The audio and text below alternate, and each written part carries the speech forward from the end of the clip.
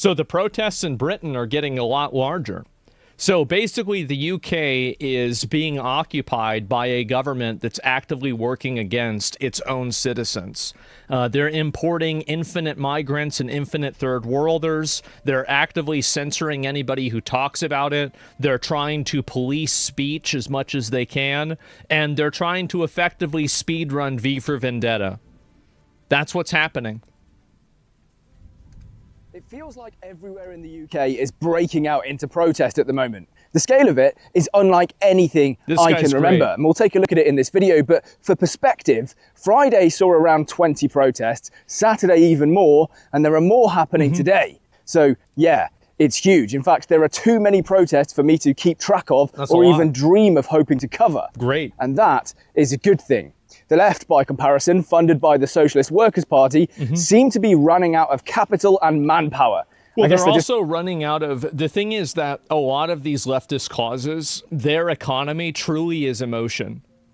And so, to the extent that they can no longer emotionally manipulate people to make them agree to give up their homeland and to allow rapists to run free in their country, to the extent that they can't do that, their power is gone. They don't have any power. It's the entire power structure they have is emotional blackmail. You take that away, and there's nothing left. Aren't that many people you can bus up and down the country to keep annoying locals. And when they do show up, they just get humiliated, mocked, and run out of town. Good. We'll take a look at that as well. But the reason for it, let's be honest, is relatively simple. Most of these protests are locals voicing their concerns over things that have happened in their community. That's so right. When you show up with your luxury beliefs like refugees welcome plastered on a little placard, it just doesn't really cut it. You can shout fascist and racist and them all you want. What these people should do is they should take these refugees and then relocate them to the rich areas of the town that are primarily of this viewpoint, and then watch the refugees totally fucking distort everything and fuck everything up. Because they will. That's exactly what happened in Martha's Vineyard. And I think that that's the best way to do it, by the way. And put them somewhere else. Yeah, put them in the position. It's like, if you want to believe in this, okay, fine. Now you have to deal with it. They call you racist, by the way, for doing that? Well, of course they do. Because, again, it's not about that. All they want to do is have somebody else deal with it.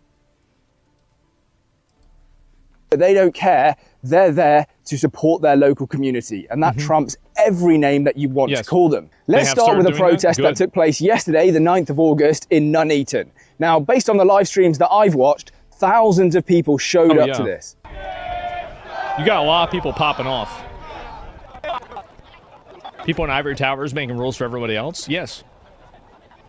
And why exactly are the fine people of Nuneaton out in protest? Well, I'll tell you, it's because 2 Afghan men living in the local migrant hotel that the government dumped into their community are alleged to have committed a very serious assault against a 12-year-old. Now, I'm not going to go into any more. No way. No way. How does this keep happening? Oh my God. More of the details of that because, well, for the purposes of YouTube, but if you Google it, it's absolutely disgusting. That's all I'll say. So you're probably imagining, well, it's not rich opinions versus poor. It's more left and right wing, and left live more in cities with set of immigrants. I think that, again, a lot of the people that are pushing this are people that don't have to deal with these people. They don't have to deal with them. They're driving in from out of town. Yeah, the local community, they're not going to be too pleased by this, but surely nobody is going to come along to counter-protest, right? Yes. Enter the Reddit and 4chan crossover masterpiece. A fedora-wearing neckbeard cosplaying as a priest. You support 12-year-olds? No, I hate fascists. So why do you invite into the country? Who does this remind you of?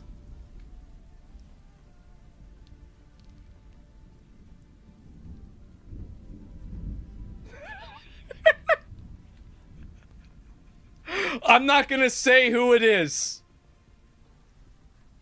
But man, that's crazy, isn't it? Country. Wow. Why do you do it? You don't deserve that collar. Do you think it's acceptable the police tried to cover up this? Uh-oh. You don't deserve it. You don't deserve that collar, my friend. I earned it, thank you. You will not. I'll take it from you, I promise you now, son. Uh-oh. What do you stand for? What do you stand for? Absolutely Racism. Yep.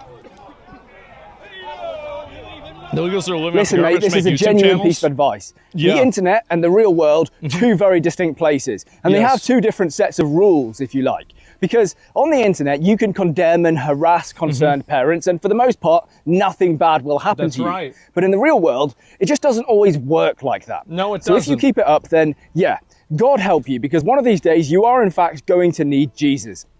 Anyway, it wasn't just Nuneaton, it was Portsmouth as well.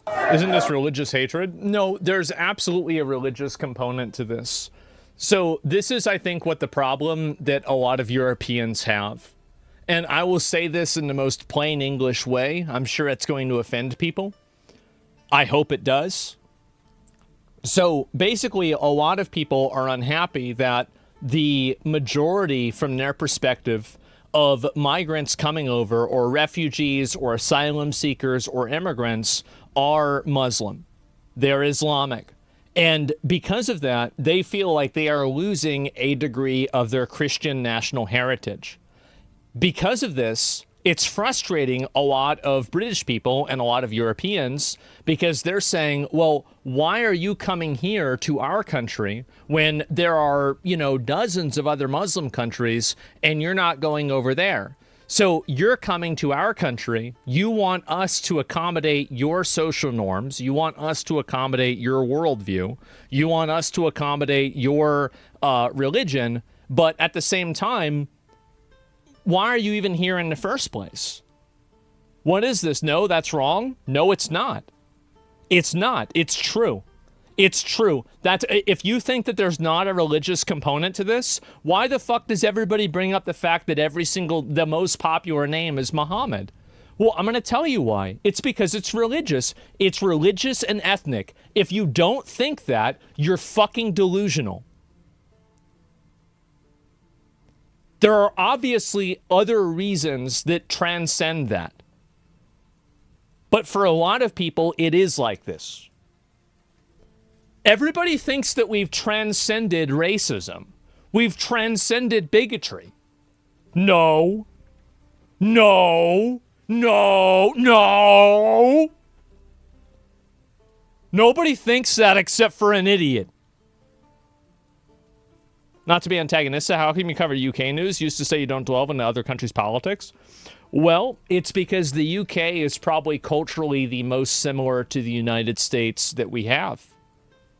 And the reason why also is that I think that their problems are a metaphor for our problems. That's the reason why. Canada? Oh, I don't know what the fuck's going on over there. Yeah, what is it? No, you're not wrong. It's just a simple oversimplification. People protect their cultures. It doesn't matter where they're from. I know that. I know that. I don't think that British people are unique in this regard. I think that if you go to China and a bunch of people come to China and they want to change China to be more like where they came from, well, the Chinese are going to get mad about that. If you go to Russia and you try to change Russia to the country where you came from, they're going to get mad about that. There's nothing unique. Or Saudi Arabia. You go to Saudi Arabia, a bunch of people come over there and say, oh, why isn't it like that? Remember when all those people went to Egypt and they got detained by the Egypt police and they said, well, we have freedom of speech in America. Why don't we have it here? And then the police officer was just so stunned at the stupidity and the entitlement of this person. They're like, well, just go back to fucking America. This isn't America. This is Egypt. What is this? And so, absolutely. Yeah, why are you here? Yeah, why are you even here then? So, assimilating is hard. Well, what my point is that the reason why I think British people are having such a vitriolic reaction to this is that in those other countries, there isn't the same sort of racial and cultural guilt that prevents people from being able to speak out against groups of people that are unwilling and actively trying to change the existing culture. and that will not assimilate into the culture. So the difference is that in China, there isn't the same type of racial guilt that there is in Britain with white people. In, I think, a lot of Arab countries, there isn't the same type of racial guilt. So this is basically a breaking of that conditioning of racial guilt. That's what's happening here. That's the reason why it's happening. Now, you're not going to get this commentary from a lot of other people. The reason why is that it's not the it's not the politically correct way to say it. But it's true. It's true, and anybody who's paying attention knows it's true. I wish you would cover Canada more. I wish I knew more about it. I just don't know more about it.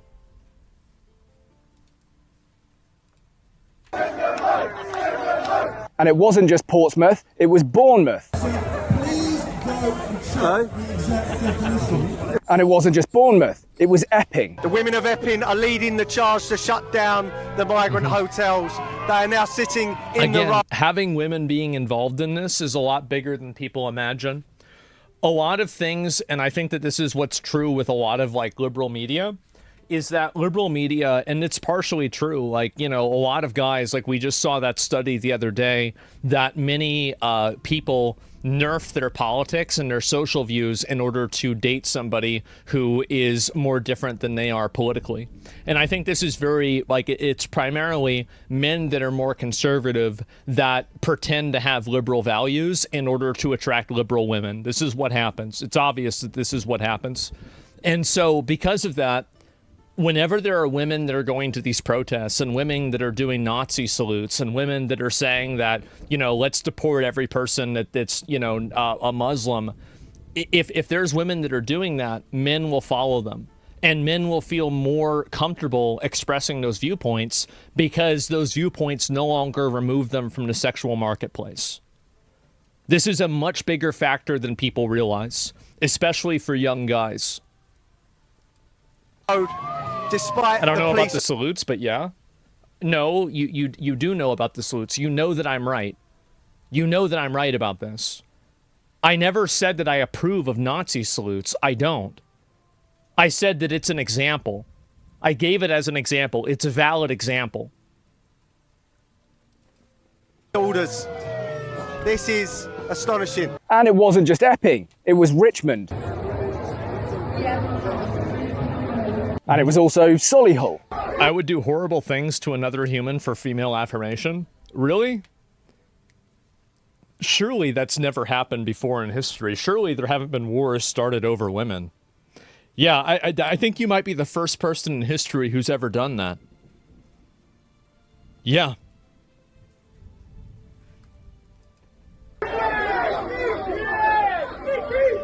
Uh-oh. And it was also Newcastle. Jesus, look at this. And Norwich. Wow. And Altrincham.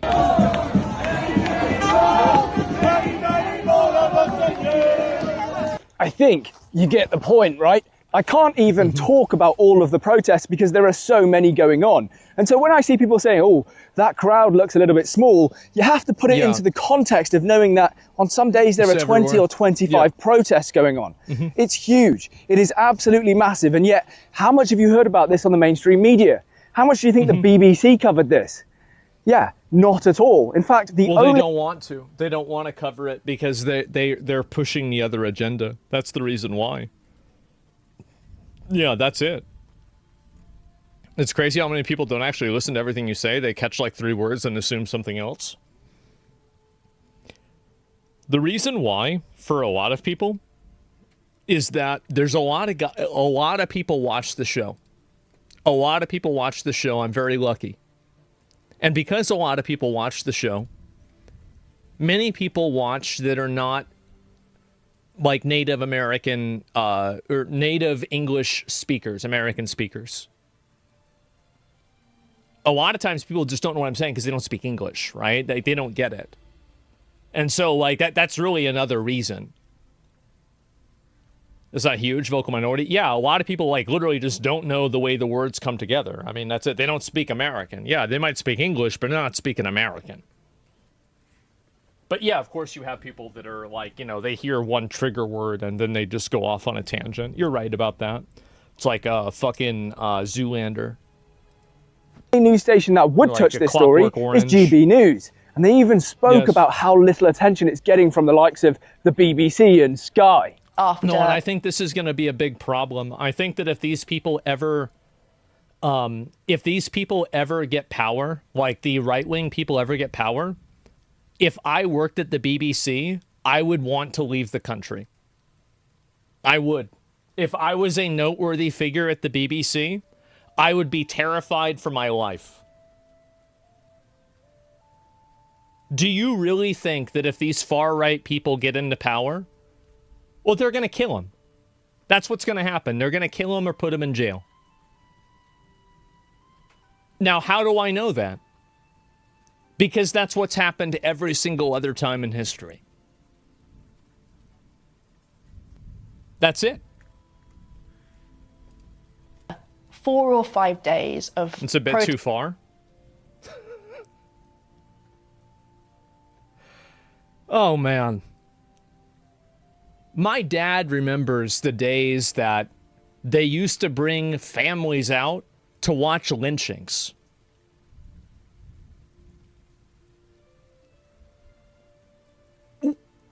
We still have people alive now.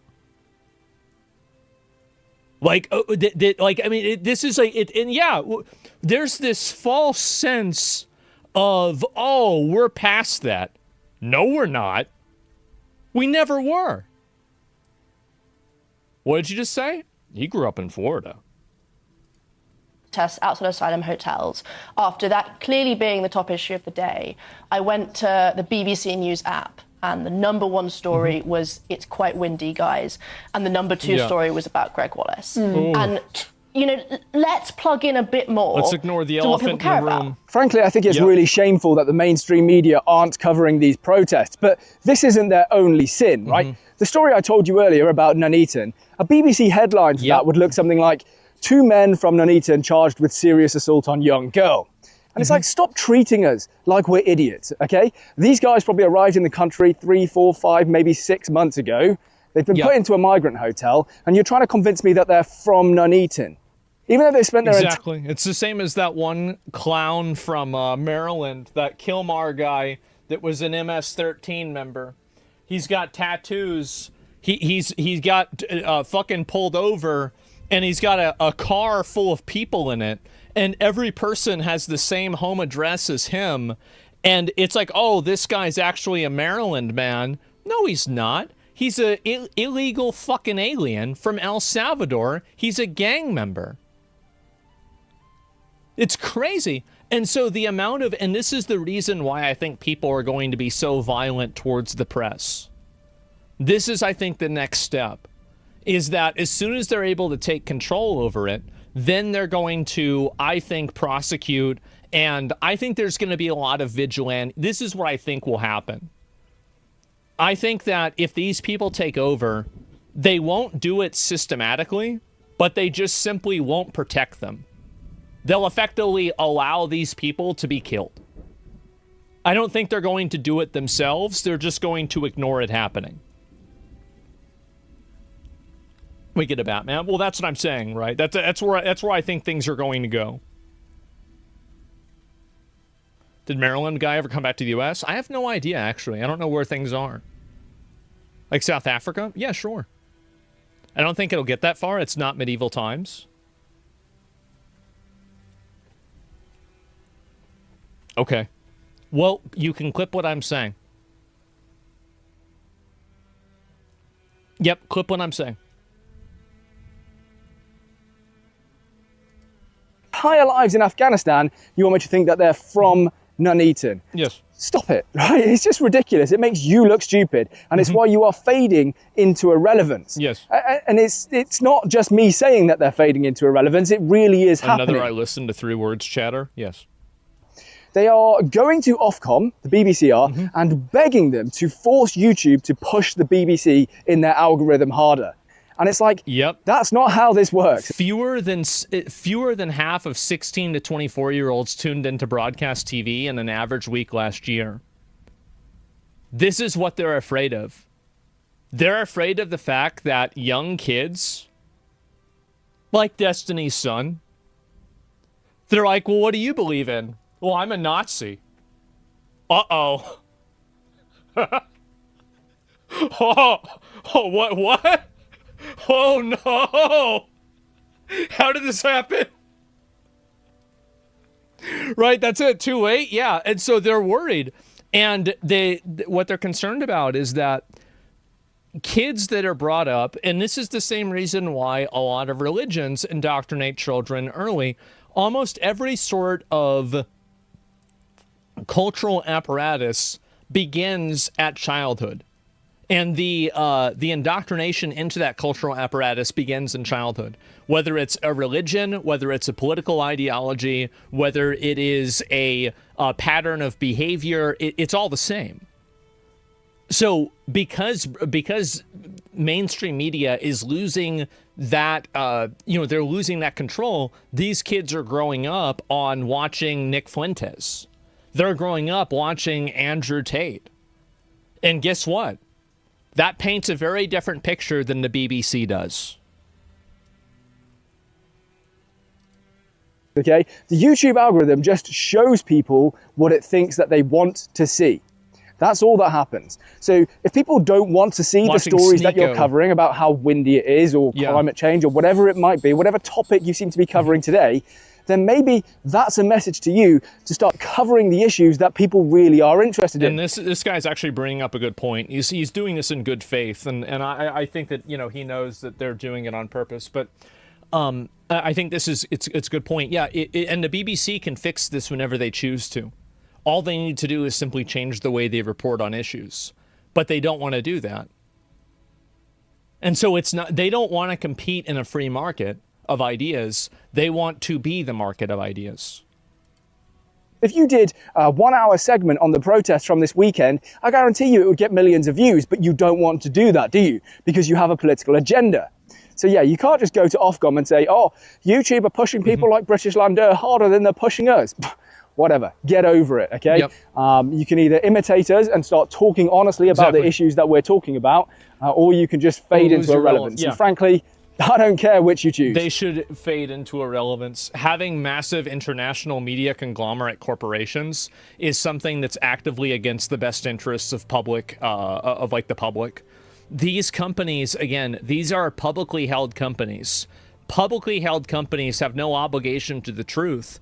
BBC, I understand, is not, but it's the same general idea. They have no obligation to the truth. They have an obligation to shareholders.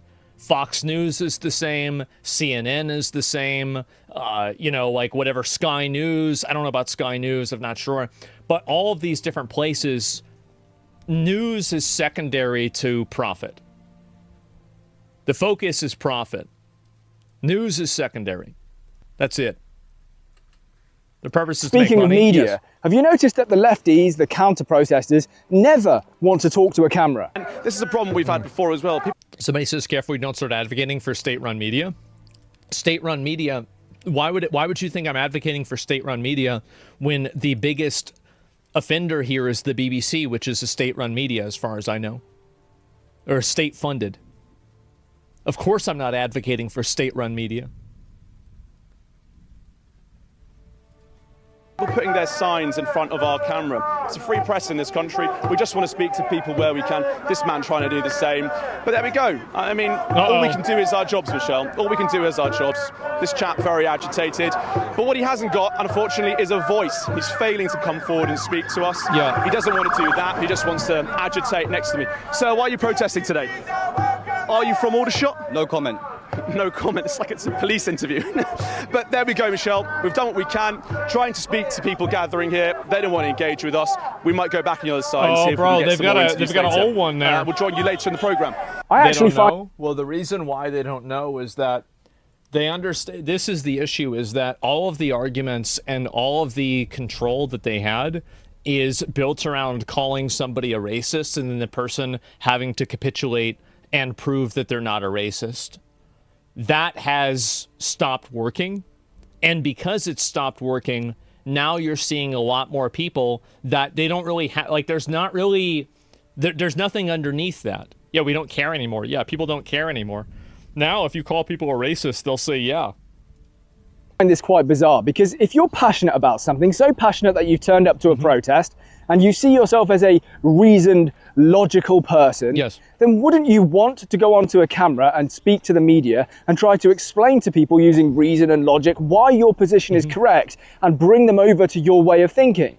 And so the fact that you are reticent to do that tells me something. It tells me that you see yourself as either not rational, not logical, or that everything you're doing is based on emotion, or perhaps the £40 that the Socialist Workers' Party put in your pocket. Yeah. Maybe you want £80 from the Socialist Workers' Party if you're going to have to speak to the media, because that's a little bit more taxing. Do you want to be heard? Look, I don't know. Yeah. It's very, very strange. But if these guys want to just stay in their echo chamber and preach to the converted, then again, I don't really care. So be it. If that's what you want to do, fine. It just means I think that's what's happening.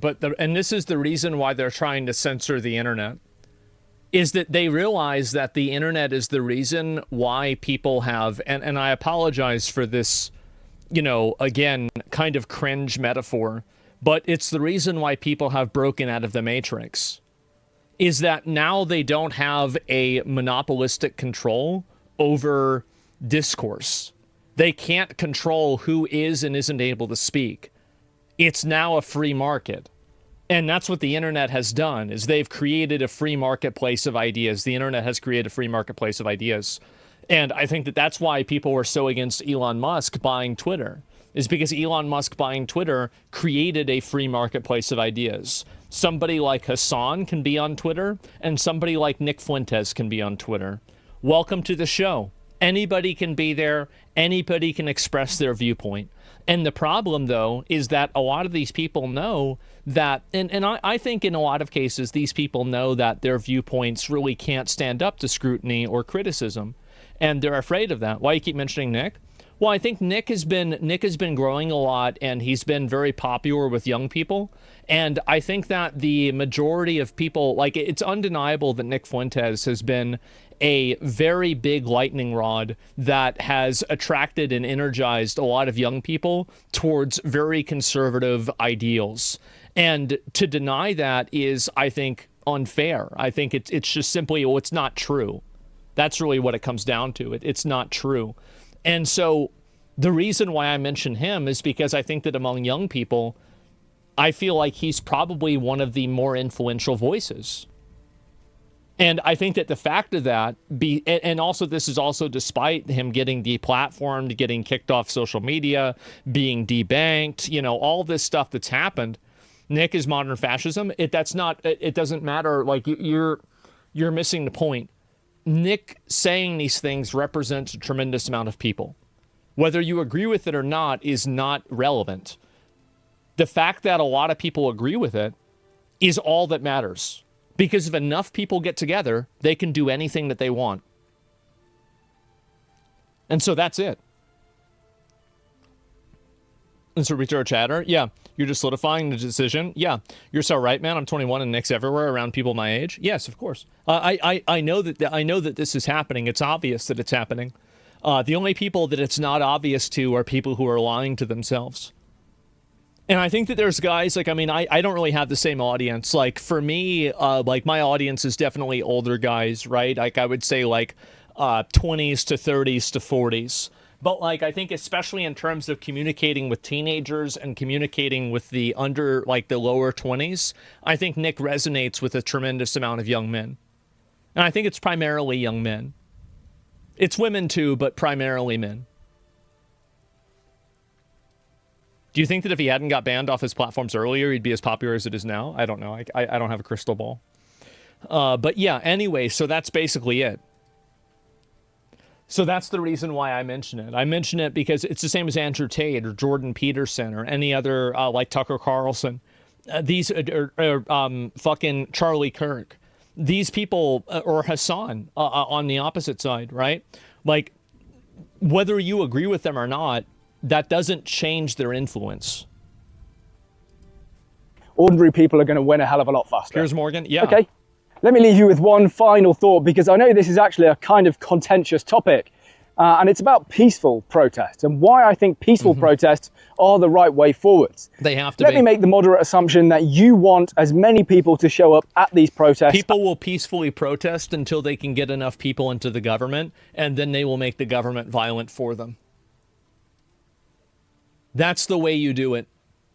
That's what Trump did. Is that, you know, you basically, you win the election, and then you make the government do what you want. So violence will happen. It just shouldn't happen from vigilantes. As possible. Well, more people are going to show up at a protest that they think is likely to be peaceful than one that they think is likely to turn into a riot. And so by ensuring that you have a consistent track record of January 6th was peaceful? Yeah, and that didn't work out, did it? It's a great example of what I'm saying. Peaceful protests, more and more people will start to gather. It will snowball. And the people that will now decide that they're going to turn out will no longer just be 25-year-old aggrieved young men. You'll start to see a lot more women and a lot more elderly people coming in. Oh, he's saying it. He's saying it. See, now he's picking up. Everybody's picking this shit up. Yep. And that is exactly the kind of optics that the BBC and the Sky News hate. Because they don't want to put a story out about how... That's right. Yes, they want to compartmentalize it into being lonely incels that can't get girlfriends are now complaining and they want fascism. That's what they want to. That's what they want to do. You know, 500 women from Epping came out dressed in pink to a protest against the local migrant hotel because they're really worried about their children.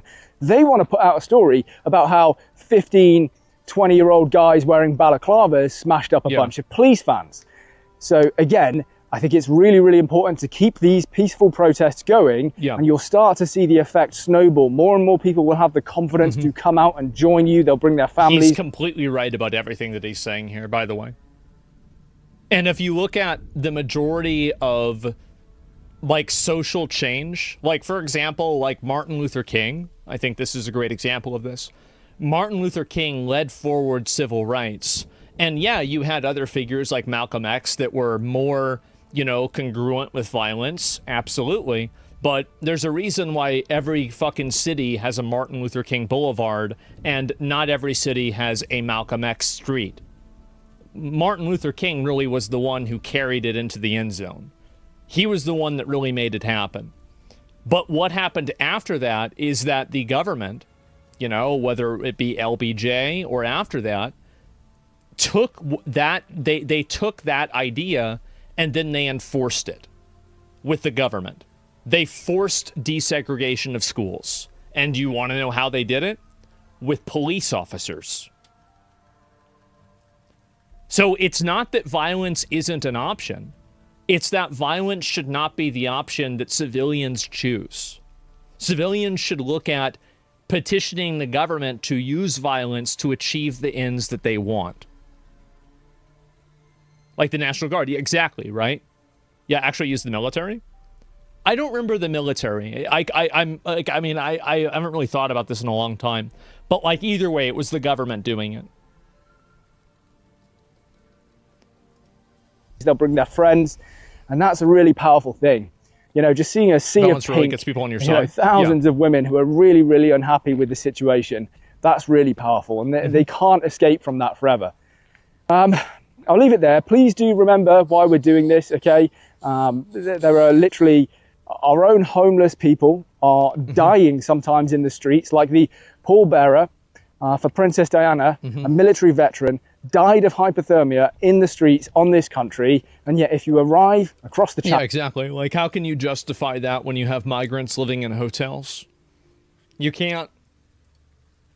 From South Sudan will put a roof over your head within 24 hours. It's completely insane, completely broken system. It does not favor the citizens of this country, and it has to end. Somebody says if we use the military, how do we avoid another Kent State massacre?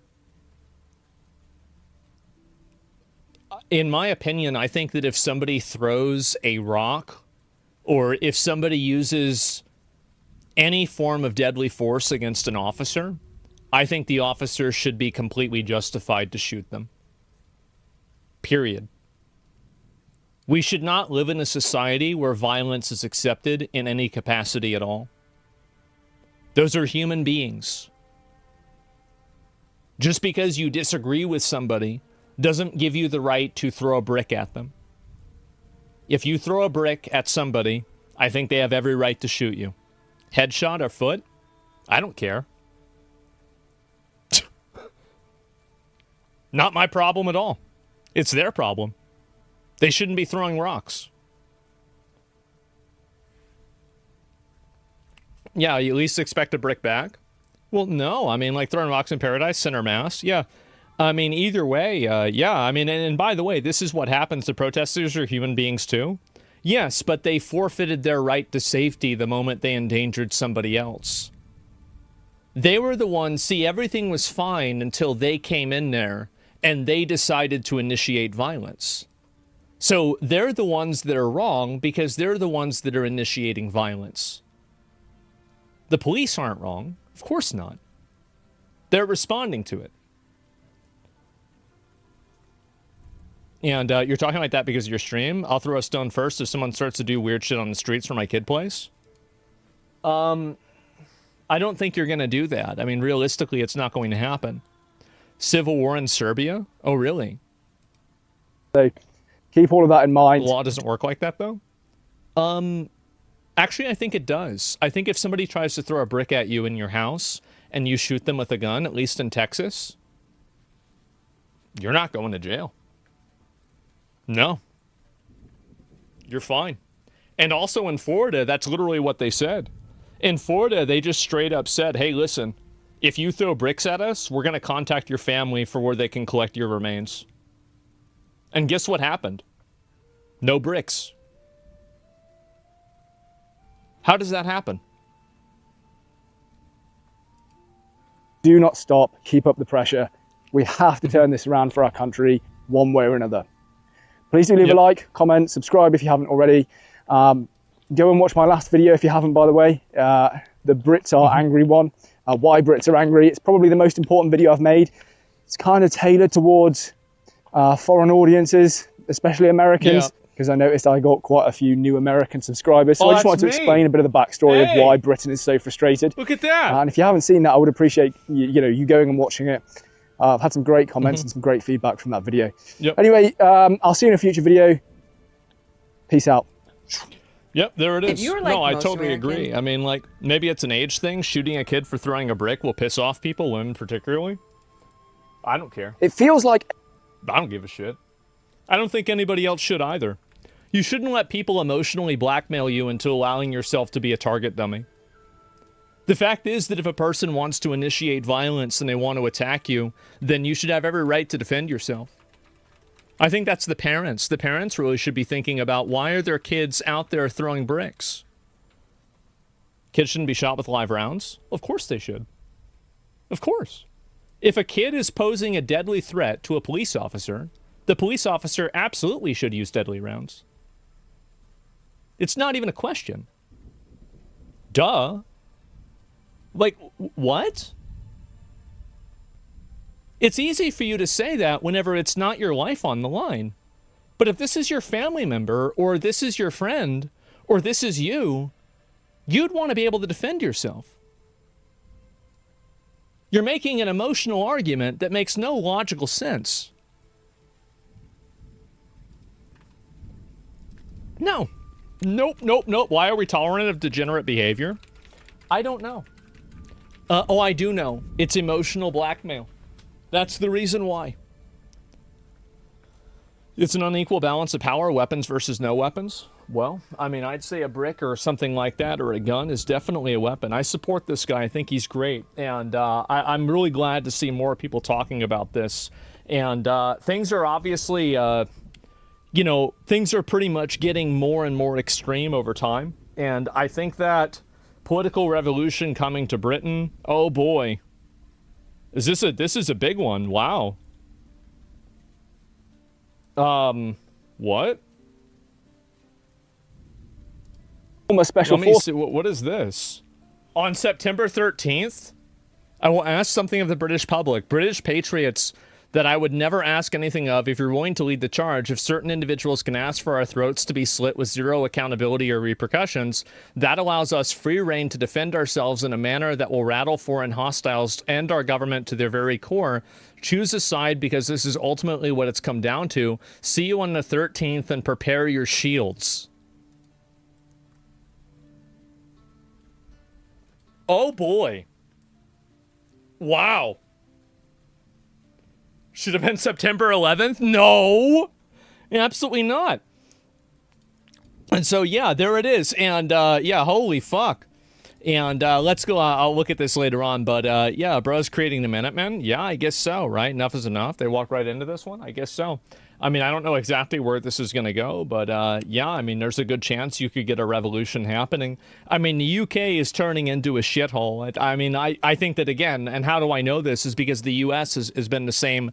has been the same victim of the same problems. That's it.